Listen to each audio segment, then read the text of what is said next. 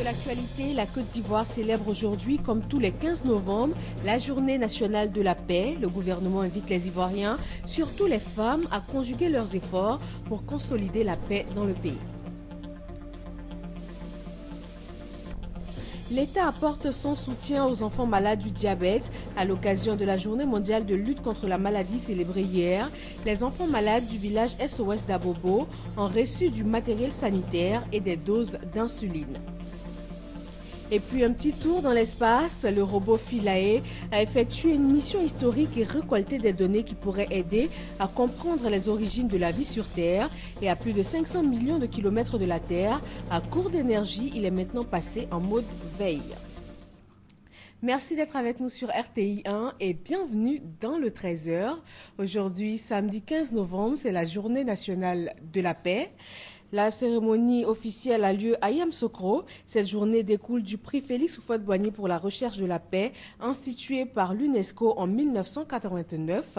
Il a pour objectif de concourir à la recherche, à la sauvegarde, au maintien et à la promotion de la paix en Afrique et dans le monde. La cérémonie officielle, je vous le disais, a lieu à la Fondation Félix Houphouët-Boigny de la paix à Yamoussoukro et le gouvernement invite les Ivoiriens et les Ivoiriennes à conjuguer leurs efforts pour consolider la paix dans le pays. Gabriel Zani. Aujourd'hui, il n'y a pas un Ivoirien qui n'aspire à la paix. La paix, devenue une denrée rare du fait de la décennie de crise sociopolitique, est en train de revenir petit à petit dans le pays sous l'impulsion du gouvernement. Pour la célébration de la Journée nationale de la paix, le samedi 15 novembre, la ministre de la Solidarité a livré un message rassembleur. Les stigmates de plusieurs années de déchirement interne, la recherche acharnée de la paix véritable et définitive, devant conduire à une reconstruction inclusive, harmonieuse, pour un développement durable, s'impose à tous comme un défi à relever. Pour la consolidation de la paix dans le pays, Anne Désiré Ouloto met en avant l'implication des femmes, même si la paix n'est pas seulement une affaire de femmes.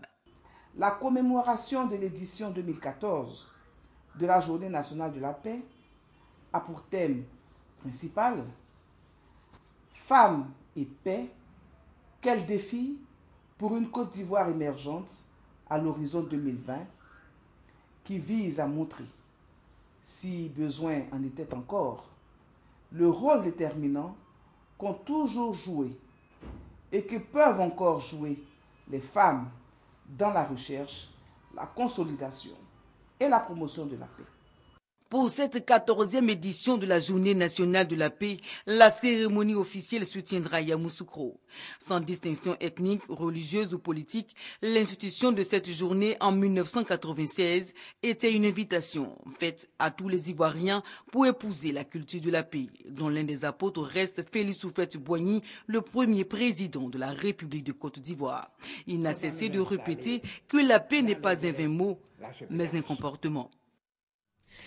La basilique Notre-Dame de la Paix de Yamoussoukro a organisé une prière spéciale pour cette journée nationale de la paix. Musulmans et chrétiens ont joint leurs prières pour une paix définitive et véritable dans le pays. La ville de Beaunois célèbre également cette journée nationale de la paix et c'est une initiative du PNCS, le programme national de cohésion sociale, avec l'appui du ministre d'État, ministre du Plan et du Développement. Et voilà pour cette page consacrée à la journée nationale de la paix célébrée aujourd'hui en Côte d'Ivoire. Parlons maintenant infrastructure routière. L'AGEROUTE, l'agence de gestion des routes, et la SODEFOR ont signé un partenariat avec le programme d'assistance post-crise. Il s'agit de travailler d'une part à l'entretien continu de la voirie et d'autre part au reboisement en Côte d'Ivoire. Sidonie Davila. La signature de convention entre le projet d'assistance post-crise PAPC et l'agence de gestion des routes, AGEROUTE d'une part, et la société de développement des forêts SODEFOR et le PAPC d'autre part, marque officiellement la volonté de collaboration de ces entités. La première convention d'un montant de 3 600 millions de francs CFA, signée avec AGEROUTE, permettant l'entretien de 835 km de routes, dont 560 km de routes interurbaines et de réduire ainsi l'insécurité routière.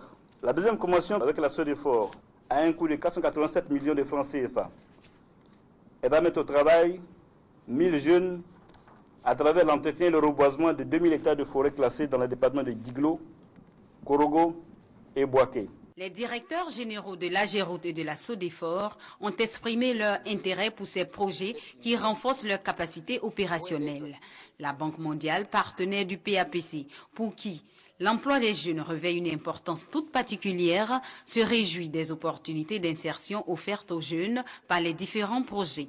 Le Premier ministre, qui relève une implication satisfaisante de la Banque mondiale dans les projets à l'ordre du jour, souhaite qu'ils soient davantage soutenus. La cérémonie de ce jour est d'une haute portée sociale et économique. C'est pourquoi j'invite les autorités politiques et administratives ici présentes, en particulier les présidents des conseils régionaux et les maires des localités concernées, à se les approprier et à s'y investir pour en garantir le succès dans leurs localités respectives. La signature de ces deux conventions marque pour le projet d'assistance post-crise PAPC le démarrage de ces activités de réintégration des jeunes dans le tissu économique. Plus de 6000 nouveaux emplois sont ainsi créés dans le cadre du projet développé avec l'AGEROUTE et 1000 autres dans celui qui a cours avec la SODEFOR. Le ministère de l'Environnement rencontre les acteurs de la filière café-cacao. Il s'agit de mettre en place une stratégie efficace de lutte contre la déforestation et le changement climatique. Nous Sangaré, Grâce Kando.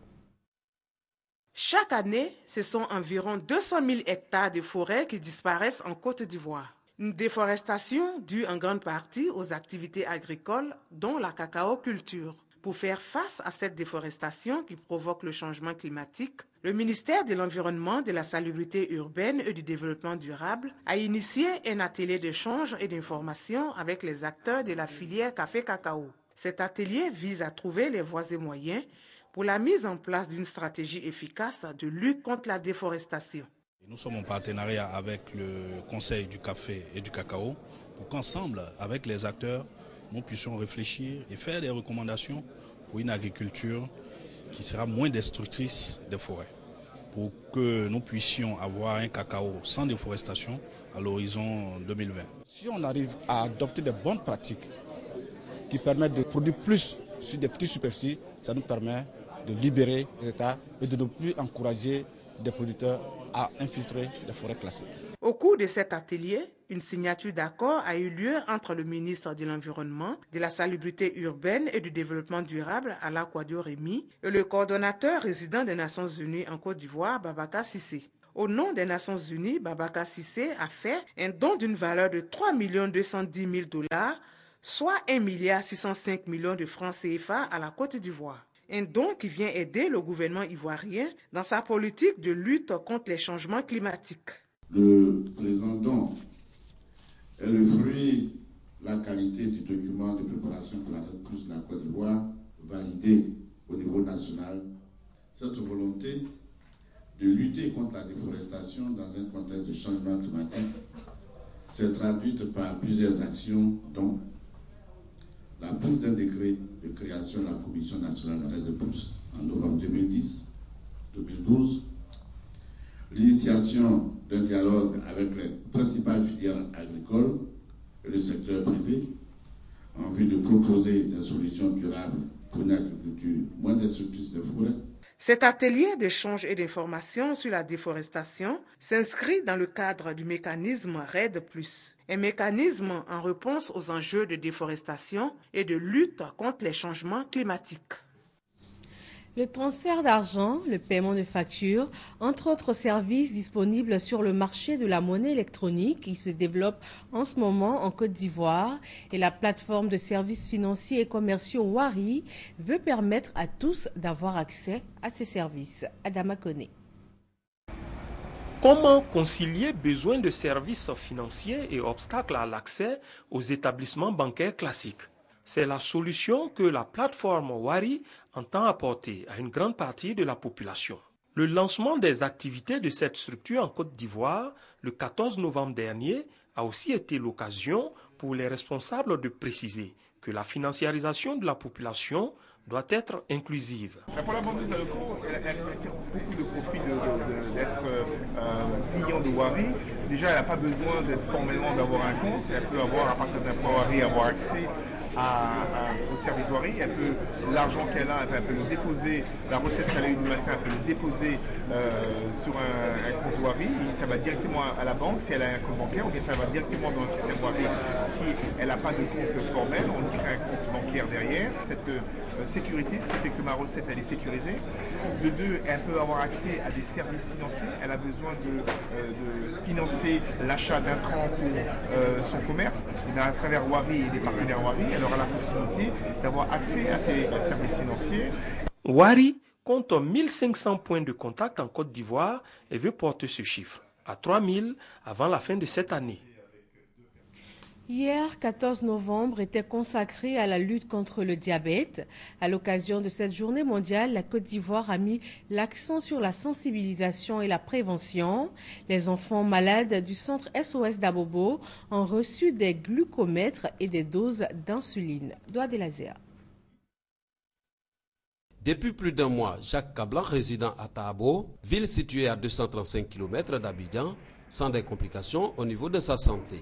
Il présente des signes du diabète, une maladie qui se manifeste par l'augmentation du taux de glycémie dans le sang.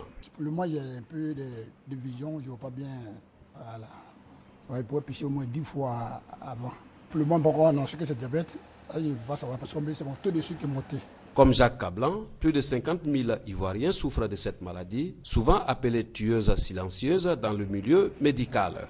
Pour vaincre le diabète, plusieurs actions de sensibilisation et de prévention sont entreprises en Côte d'Ivoire. Le programme national de lutte contre les maladies métaboliques a offert, à l'occasion de la journée mondiale du diabète célébrée ce vendredi 14 novembre, plusieurs lots de glycomètres et d'insuline aux enfants diabétiques du centre SOS d'Abobo. Cette 23e édition de la journée mondiale du diabète, qui a pour thème vie saine et diabète, a pour slogan une alimentation saine commence par le petit déjeuner. Et ce qui est important ici, c'est tous les moyens qu'on peut mettre en œuvre pour l'éviter. Donc les conseils que nous donnons à la population, c'est venir aux campagnes de dépistage que nous organisons. Les bénéficiaires apprécient cette action de solidarité qui vient à point nommé. Je suis content d'avoir des appareils glycomètres. Tu peux avoir une maladie la nuit, tu n'as pas d'appareil, ça te fatigue. Nous avons reçu aussi des insulines qui vont nous permettre de pouvoir contrôler notre maladie. Je suis content d'avoir reçu ces cadeaux. À l'image de la Côte d'Ivoire, la journée mondiale du diabète a été célébrée partout dans le monde. Un rendez-vous annuel pour interpeller les décideurs et tous les acteurs de la santé publique à accorder une place de choix à la lutte contre le diabète pour sauver des milliers de personnes qui souffrent de la maladie. Comment renforcer la lutte contre le VIH-Sida et surtout apporter plus de soutien aux personnes infectées? C'est pour répondre à ces questions et mettre en place une stratégie efficace que les réseaux de lutte contre le sida ont initié une réflexion. Patricia Omouetia. Au total, il existe 9 réseaux et fêtières de lutte contre le sida en Côte d'Ivoire. Ces associations ont pris part à un atelier de réflexion et de l'engagement de la société civile dans la lutte contre la pandémie. Il s'agit entre autres du REPMACI, du COSI, du RIPT, du RIOF et de la FEMAGESI. La mission principale de ces réseaux est de renforcer le système de coordination et de suivi-évaluation des structures membres. Pour y parvenir, les membres de la plateforme veulent s'inspirer de plusieurs modèles dans la sous-région. Une mission a donc été organisée en août dernier grâce à l'appui technique et financier de l'Alliance Côte d'Ivoire, représentée à l'atelier par sa directrice Madiama Koulibaly. Pour le président de la plateforme des réseaux et fêtières de lutte contre le sida en Côte d'Ivoire, l'organisation de cet atelier est un tournant décisif dans l'harmonisation des plans d'action de lutte contre le sida initiés par la société civile. Il fallait nous regrouper, nous mettre ensemble, afin de pouvoir agir de manière commune et de manière solidaire, avoir un point de vue d'intérêt général dans les actions que nous allons amener. Au thème de cet atelier, plusieurs recommandations ont été faites pour redynamiser les actions de la société civile ivoirienne dans la lutte contre le sida et les autres pandémies en Côte d'Ivoire. Direction d'Aloa, dans le centre-ouest de la Côte d'Ivoire. La mairie a offert du matériel informatique et didactique aux établissements scolaires. Le CHR de la ville a également reçu du matériel sanitaire. Ces dons s'élèvent à 40 millions de francs CFA. Eugène Atoubé. Les secteurs santé et éducation sont les bénéficiaires du don fait par le conseil municipal de Daloa au bénéfice des populations de cette ville. Ce sont 41 millions de francs CFA qui y ont été investis pour l'achat de matériel scolaire, informatique et sanitaire. Ces matériels vont servir à équiper le centre hospitalier régional de Daloa, la bibliothèque municipale, plusieurs écoles primaires et collèges de la cité des Antilopes. Des actions spécifiquement sociales qui, selon le maire de Daloa, Samba Koulibaly, traduisent en acte la vision du conseil municipal de Daloa d'impulser le développement et le progrès dans cette commune. Le CHR de Daloa est aujourd'hui bénéficiaire de 7 lits de pédiatrie, 3 lits médicalisés et 4 ordinateurs complets. La bibliothèque municipale, elle, s'enrichit de 13 000 nouveaux ouvrages et d'un ordinateur quand l'école dans sa globalité obtient du conseil municipal de Daloa plusieurs centaines de tables bancs et des milliers de manuels scolaires. Les autorités administratives, militaires et éducatives, les élus et autorités traditionnelles, témoins de toutes les actions sociales du maire de Daloa, lui apportent leur soutien dans la réalisation de son projet de société. Journée du livre universitaire à l'université Alassane Ouattara de Bouaké. Elle vise à encourager les enseignants à publier les résultats de leurs recherches pour un enseignement de meilleure qualité. Soro Corona. La thématique de l'importance du livre et son adéquation avec les enseignements dispensés, surtout dans le contexte du système LMD, était au centre de la première édition des Journées du livre universitaire. À l'université Alassane Ouattara, durant 3 jours, les libraires, les éditeurs et les enseignants ont passé en revue les questions relatives aux publications des travaux de recherche pour un enseignement de pointe.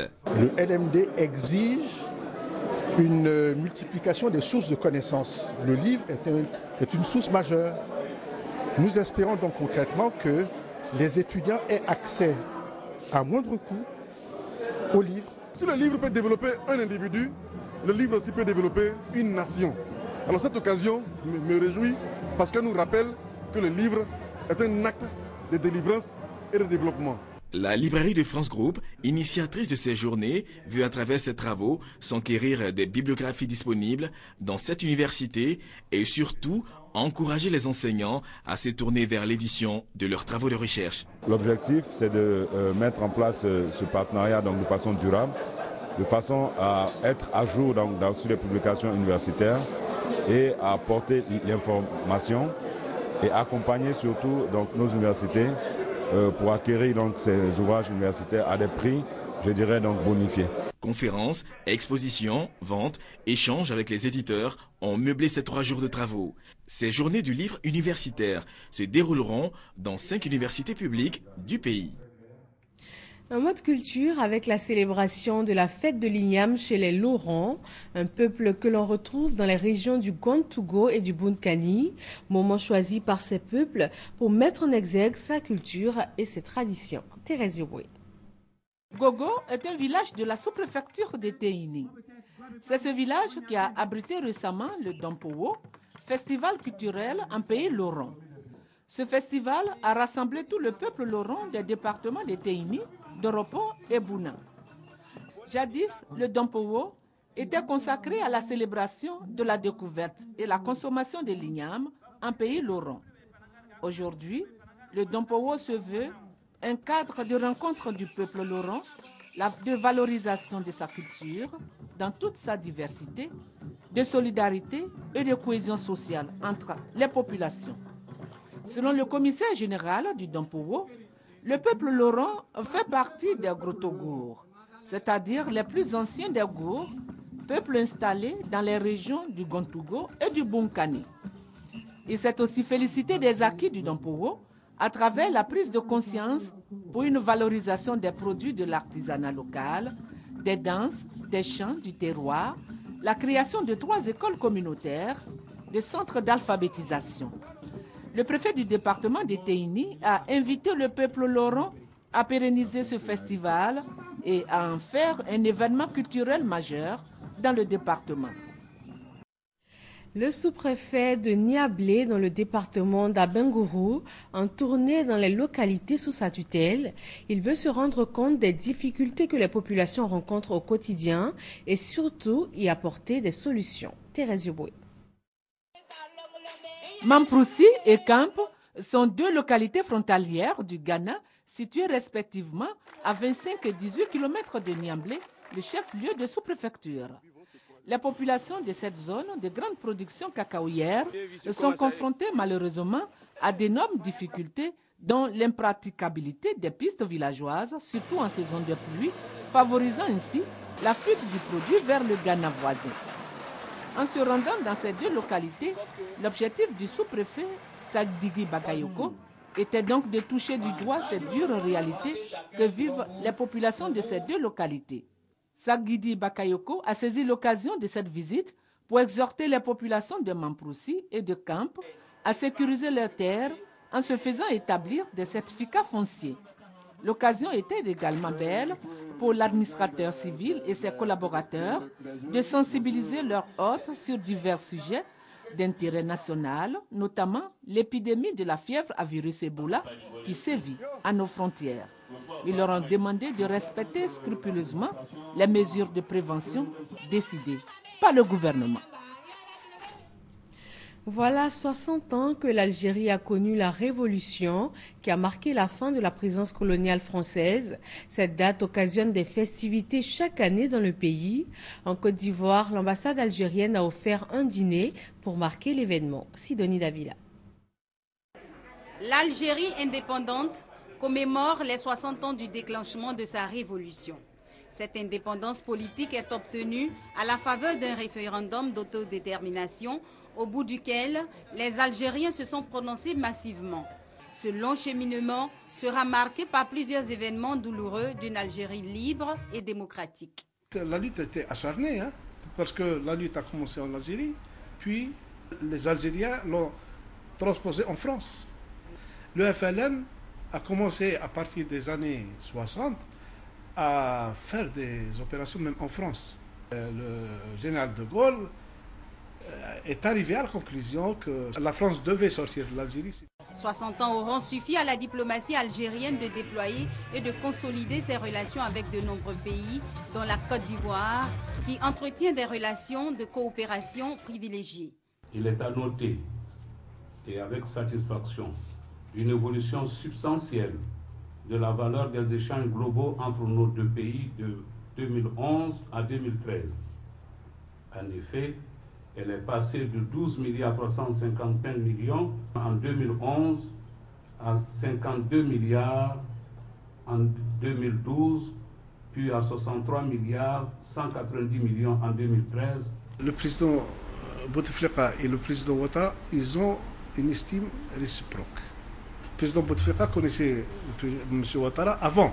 La République algérienne démocratique et populaire, c'est aussi et avant tout 2 381 741 km² de superficie, 38 813 722 habitants. Comme langue officielle, l'arabe algérien ou darja, avec pour ville principale Alger, la capitale, Oran et Constantine.